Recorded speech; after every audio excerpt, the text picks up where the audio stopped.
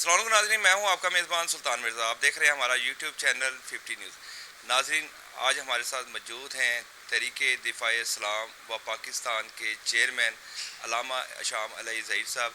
ان سے ہم پوچھیں گے ایک تو جو ہمارے ملک کی اس وقت صورتحال چل رہی ہے، سیاسی و معیشت کے بارے میں بھی پوچھیں گے، اور اس کے ساتھ ساتھ جو مذہبی جماعتیں ہیں، جو مذہبی جماعتوں نے مختلف جو سیاسی جماعتیں بنائی ہوئی ہیں، کیا ان کا اتحاد جو اس وقت کی ضرورت ہے ہونا چاہیے یا نہیں، اس پر بھی ہم ان سے بات کریں گے. ہمارے ساتھ موجود ہیں علامہ اشام علی ظہیر صاحب. السلام علیکم سر. وعلیکم السلام ورحمۃ اللہ وبرکاتہ. سر، آپ کا شکریہ کہ آپ نے ہمیں خصوصی وقت دیا. اچھا سر، سب سے پہلے تو یہ بتائیں، جو اس وقت ہمارے ملک میں جو سیاسی صورتحال چل رہی ہے، جو عوام ہے وہ بیچاری مہنگائی میں پھنس رہی ہے، تو حکومت ہے ایک طرف پارٹی کہہ رہی ہے کہ الیکشن ہونے چاہیے، دوسرے کہہ رہے ہیں کہ ٹائم پر ہونے چاہیے، ستمبر میں اکتوبر میں ہونے چاہیے.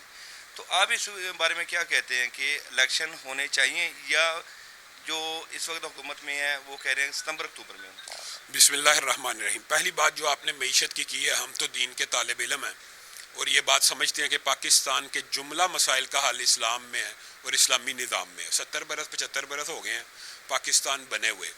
کوئی بھی آپ یہ دیکھیں کہ جو ملک جس نظریے یا جس نظام کی بنیاد کے اوپر مارد وجود میں آتا ہے، اگر اسی سے غداری کر لی جائے، اسی سے منہ موڑ لیا جائے، بنیاد ہی کو آپ اگر نیچے سے نکال دیں تو عمارت کھڑی نہیں رہ سکتی. ہم نے پاکستان کیا پل، ٹینک یا ہسپتال یا روڈیں بنانے کے لیے حاصل کیا تھا؟ ہرگز نہیں. اسلام کی ایک تجربہ گاہ کے لیے حاصل کیا تھا. اگر تو اسکول، کالجز، یونیورسٹی تو ہسپتال بنانے چاہیے، اس پہ اعتراض نہیں ہے، لیکن پھر آپ سمجھ لیں کہ آپ ہندوستان سے شکست کھا چکے ہیں. آج آئی ٹی یونیورسٹیز ان کی آگے ہیں، ہسپتال ان کے آگے ہیں، تعلیم کے اندر وہ آگے ہیں. تو بنیادی طور پہ آپ نے پاکستان اسلام کے لیے ایک تجربہ گاہ کے طور پہ حاصل کیا تھا. تو اگر آج بھی آپ اس نظریے کی طرف واپس آ جائیں تو ہم گارنٹی سے یہ کہتے ہیں، جیسے حضرت یوسف نے کہا تھا نا کہ مجھے زمین کے خزانوں کے اوپر چارج دے دیا جائے، تو دین کے طلبہ کو اگر زمین کے خزانوں کا چارج دے دیا جائے تو آپ کو وہ ایسے ایسے نتائج دے سکتے ہیں جو آپ کے وہم و گمان میں بھی نہیں. مثال دے رہا ہوں پریکٹیکلی. افغانستان آپ کے سامنے ابھی اس کی معیشت کیا پاکستان سے زیادہ مضبوط ہے؟ کیا اس کا انفراسٹرکچر پاکستان سے زیادہ مضبوط ہے؟ کیا وہ ترقی میں پاکستان سے آگے ہے؟ لیکن اس کا افغانی روپیہ پاکستان سے آگے نکل چکا ہے اور وہ ڈالر کو اس ٹائم مات دیتا ہوا جا رہا ہے. تو اسلامی نظام کے اندر اللہ تعالیٰ کی طرف سے برکات بھی ہوتی ہیں اور خیر بھی ہوتی ہے. جہاں تک آپ کے سوال کا دوسرا حصہ ہے تو وہ میری ذاتی رائے ہے، اس کا دین کے ساتھ تعلق نہیں. میں یہ سمجھتا ہوں کہ مجھے جو نظر آ رہا ہے کہ ابھی الیکشن نہیں ہوں گے اور ملک کو اس وقت استحکام کی اور سٹیبلٹی کی ضرورت ہے، اور اس کام کے لیے الیکشن کو اگر مؤخر کر دیا جائے تو اس میں کسی بھی قسم کے حرج کی بات نہیں ہے. سر، اگر الیکشن آپ کے نظریہ دیکھا جائے تو اگر مؤخر ہو جاتے ہیں، لیکن جو عوام کے اوپر مہنگائی کا جو بوجھ پڑ رہا ہے، تو کیا آنے والے دنوں میں، ٹائم میں عوام کو سہولتیں مل پائیں گی جس کی وہ امیدیں لگائی بیٹھی؟ میں یہ سمجھتا ہوں کہ اس ٹائم کو مزید اگر ایکسٹینڈ بھی کیا جائے، جتنا بوجھ پڑے گا عوام کی آنکھیں تو کھل رہی ہیں نا. آپ خود بتائیں کہ کسی بھی حکومت کو ہم تو یہ سمجھتے ہیں اس کو ٹائم پورا دینا چاہیے تاکہ اس کی جو پالیسیز ہیں، وہ جو اس نے وعدے کیے ہیں، عوام کے سامنے کھل کے سامنے آ جائے. ہم یہ سمجھتے ہیں سیکولر جماعتیں جتنی بھی ہوتی ہیں یہ کورٹ کچہری، نالی کھالے کی سیاست کر کے آتی ہیں، اور ان کا ٹوٹل مطمئن نظر بنیادی طور پہ عوام کے ساتھ، ہم یہ سمجھتے ہیں کہ عوام کو سبز باغ دکھا کے ووٹ حاصل کرنا ہوتا ہے. تو عوام کو سبز باغ دیکھ لینے چاہیے، عوام خود فیصلہ کر لے. ہمارا جو ذاتی رائے ہے وہ تو یہ ہے کہ ہم یہ سمجھتے ہیں کہ یہ عوام کے سامنے کھل کے سامنے آ جائیں، اور عوام ایک متبادل آپشن کے طور پہ، جیسے آپ نے اپنے دیباچے میں کہا ہے کہ مذہبی اس ٹائم میں سمجھتا ہوں پاکستان کی تاریخ میں سب سے بڑا روم موجود ہے مذہبی جماعتوں کے لیے. اگر وہ متحد ہو جائیں، متفق ہو جائیں، دیوبندی، بریلوی، اہل حدیث اگر ایک پلیٹ فارم پہ اکٹھے ہو جائیں، تو میں یہ گارنٹی سے کہتا ہوں کہ کوئی بھی سیکولر پارٹی اس وقت ان کا مقابلہ نہیں کر سکتی. لوگوں کے سامنے ان کی حقیقتیں کھل کے سامنے آ چکی ہیں. تو سر، کیا امید کی جا سکتی ہے، جیسے متحدہ مجلس عمل بنی تھی ہماری ریسنٹلی دور حکومت میں، ان کا کردار بھی رہا ہے، اہم رول ادا کیا ہے، کیا آنے والے وقت میں آپ کو لگتا ہے کہ جتنی بھی اس وقت مذہبی جماعتیں میدان میں ہیں، سیاسی میدان میں ہیں، کیا ان کا اتفاق ممکن ہے؟ میں تو اگر اپنی ذاتی میرا انالیسز لیں تو میں تو اس جد و جہد اور کوشش میں گزشتہ 1.5 سال سے لگا ہوں، اور دیوبندیوں کے اکابرین کے ساتھ، بریلویوں کے جو اکابرین کے ساتھ ہیں، ان کے ساتھ بے شمار متعدد ملاقاتیں ہو گئی ہیں، ٹیلی فون کے اوپر گفتگو ہو گئی ہے. ہم ایک نتیجے کے اوپر پہنچ چکے ہیں. وہ نتیجہ یہ ہے، یہ میں آپ کو ایکچوئل فیکٹس اینڈ فگرز بتا رہا ہوں. کہ کوئی بھی مذہبی جماعت اکیلی پاکستان میں الیکشن لڑ کے جیت نہیں سکتی، خاص طور پہ پنجاب کی سیاست میں. یہ بات پنجاب کے حوالے سے خاص ہے، خیبر پختونخوا کے حوالے سے خاص نہیں ہے. وہاں پہ مولانا فضل الرحمان نے انڈیپینڈنٹلی اپنی اتنا ویٹ اور ووٹ بینک بنا لیا کہ وہ وہاں سے الیکشن جیت جاتے. پنجاب کے اندر جماعت اسلامی کو، تحریک لبیک کو، جمعیت اہل حدیث کو اور یہ جو جماعت اہل سنت معاویہ اعظم وغیرہ کو، یہ جب تک اتحاد اور اتفاق نہیں کریں گے یہ سیٹیں جیتنے کی پوزیشن میں. ہاں ووٹ کو ڈنڈ ڈال سکتے ہیں، کسی کو نقصان پہنچا سکتے ہیں. پنجاب کے عوام کی ایک مینٹالٹی ہے، وہ ووٹ اس کو دیتے ہیں جو جیتنے والا گھوڑا ہو. اور یہ ایسی بات نہیں ہے. آپ پنجاب کی اگر سائیکالوجی کو ریڈ کریں، پنجاب کے اندر 70% لوگ مذہب پسند ہیں، اسلام پسند ہے، ووٹ نہیں دیتے، کہتے ہیں اس نے جیتنا نہیں. جماعت اسلامی کو آپ کو پتہ ہے یہ پچھلے سیلاب میں یا ہماری تحریک کو یا ہماری جماعتوں کو، مذہبی جماعتوں کو کتنا چندہ اکٹھا ہوا ہے. میرے خیال میں پاکستان میں اس کی مثال نہیں ملتی. اور خدمت کے وہ مظاہر آپ نے سیلاب زدگان کے علاقوں میں دیکھ بھی لیے مذہبی جماعتوں کی طرف سے. تو ووٹ کیوں نہیں دیتے؟ ووٹ اس لیے نہیں دیتے کہ ان کا ذہن میں ہوتا ہے یار انہوں نے جیتنا نہیں ہے. تو جب عوام کو یہ پتہ چل جائے گا کہ ہاں اب یہ ایک پاور ایسی ہے جو جیت سکتی ہے، تو آپ دیکھنے کہ یہ سیکولر پارٹیوں کو بھول جائیں گے عوام، اور مذہبی جماعتوں کا دور انشاءاللہ آئے گا. ہم سمجھتے ہیں پاکستان کے جملہ مسائل کا حل اسلامی نظام ہے، اسلامی جماعتیں ہیں. سیکولر جماعتوں نے 75 سال میں ملک کا جو حال کر دی ہے وہ آپ کے سامنے ہے. سر جو اس وقت تو جو ایک طرف تو ہمارا جو عوام ہے وہ معیشت کے حوالے سے پریشان ہے، اور دوسری طرف جو سیاسی بھیڑ چال چل پڑی ہے وہ ایک وہ ایشو چل رہا ہے. اس کے ساتھ ساتھ جو ہمارا جو مذہب پہ اٹیک کیا جا رہا ہے اس ٹائم، جو سننے میں آتا ہے ہر دوسرے تیسرے روزانہ کہ ہمارے مذہب پہ اٹیک ہو رہا ہے. تو اس بارے میں آپ کیا کہتے ہیں تمام مذہبی جماعتوں کو، اور جو ہماری جو مسلمان جو ہے ان کو کیا میسیج دینا چاہتے ہیں؟ بنیادی طور پہ میرا آج یہاں پہ جو فیصل آباد میں پروگرام ہے یا جڑاں والا میٹ دا پریس کے ساتھ جو گفتگو بھی ہے، اس کا لب لباب یہی تھا کہ مذہب کے اوپر جو حملے کیے جاتے ہیں وہ اس وجہ سے کیے جاتے ہیں کہ مذہب کی جو گستاخیاں ہیں نا اس کی سینسٹیوٹی کم کر لی جائے، ڈی سینٹیسائز کر دیا جائے. ایک دفعہ گستاخی ہوگی ریئیکشن آئے گا، دوسری دفعہ ہوگی کم آئے گا، تیسری دفعہ. یہ یورپ مغرب کا ایجنڈا ہے، اور ہم یہ سمجھتے ہیں کہ یہ خاص ٹرمز اور اصطلاحات مذہب کی، یہ میں پی ٹی آئی کے ہوں چاہے فالورز چاہے نون لیگ کے، دونوں کو یہ کہنا چاہتا ہوں. صادق اور امین رسول اللہ صلی اللہ علیہ وسلم کے خصائص میں سے تھا. اس کو ایک سیاستدان کے ساتھ استعمال بے دریغ نہیں تھا کرنا چاہیے. ریاست مدینہ رسول اللہ کی ریاست تھی، اس کو ایک سیاسی کاز کے لیے استعمال نہیں تھا کرنا چاہیے.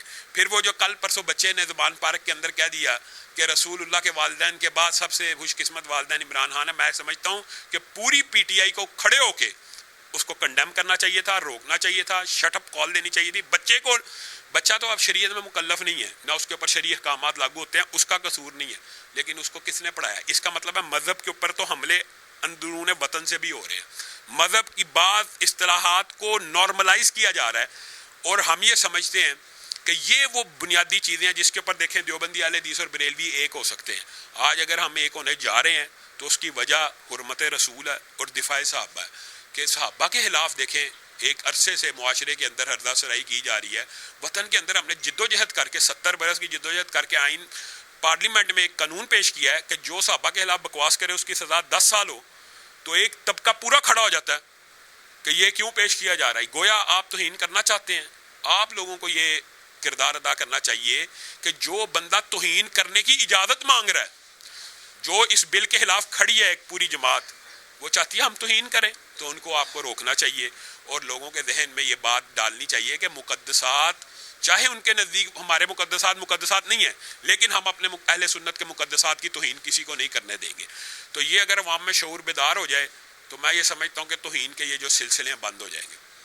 اچھا سر، آخر میں ہم سوال پوچھنے سے پہلے آپ سے کریں کہ جو مذہبی جماعتیں اس وقت جو سیاسی میدان میں اس وقت موجود ہیں، تو عوام یہ تاثر دیتی ہے کہ یہ صرف مذہبی ٹچ کے ساتھ آتی ہے، اس لیے ان کو اس حساب سے ووٹ نہیں ملتے جتنا ان کی توقع کی جاتی ہے کہ مذہبی ان کو ووٹ پڑے. اس بارے میں آپ کیا کہتے ہیں؟ بنیادی طور پہ یہ جو ایک پروپوگنڈا ہے نا کہ جی مولوی جی سیٹ کے لیے الیکشن لڑتا ہے. مجھے ایک بات بتائیں، جو سیکولر جماعتیں ہیں وہ سیٹ کے لیے الیکشن نہیں لڑتی. وہ جمع دار کا تو الیکشن نہیں نہ لڑی ہوتی، وہ بھی M N A M P A کا الیکشن لڑی ہوتی ہے. تو سیاست کے اندر حصہ لینا یہ تو اسلام کی بنیاد ہے. اور رسول اللہ صلی اللہ علیہ وسلم نے فرمایا علماء میرے وارث ہیں.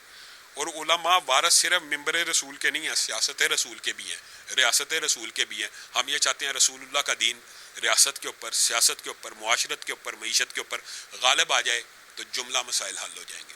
اچھا سر، آخر میں ہم پوچھنا چاہیں گے کہ جو آنے والا الیکشن ہے وہ جب بھی ہو، جو آپ کی جماعت ہے تحریک دفاع اسلام و پاکستان، کیا اکیلے الیکشن میں حصہ لے گی یا کسی جو سیاسی جماعت کے ساتھ اٹیچ ہونے کے بعد وہ الیکشن میں حصہ لے گی؟ اس بات کا تو میرے خیال میں نے پہلے جواب دے دیا، ہم یہ کوشش کر رہے ہیں کہ ایک مشترکہ اتحاد بنے، مذہبی جماعتوں سے جماعتوں کا اتحاد بنے۔ اگر نہ بن سکا پھر ظاہر ہے ہر مذہبی جماعت کی آپ ہسٹری اٹھا لیں، اس نے کسی نہ کسی سیکولر پارٹی کے ساتھ الائنس اتحاد تو کرنا ہوتا ہے، تو اس وقت جو ہماری مجلس شورا فیصلہ کرے گی، ملک کے اندر جو موجود 3 بڑی سیاسی جماعتیں ہیں، نون لیگ ہے، پی ٹی آئی ہے، پیپل پارٹی ہے، ان میں سے جس کے ساتھ ہماری جماعت کے ساتھ پیچ اپ ہو جائے گا، ہم اس کے ساتھ پیچ اپ، اتحادی سیاست کے ہم قائل ہیں، لیکن ہمارا نقطہ نظر یہ ہے کہ سب سے پہلے ہم کوشش کریں گے کہ مذہبی جماعتوں کو ایک پلیٹ فارم مہیا کیا جائے۔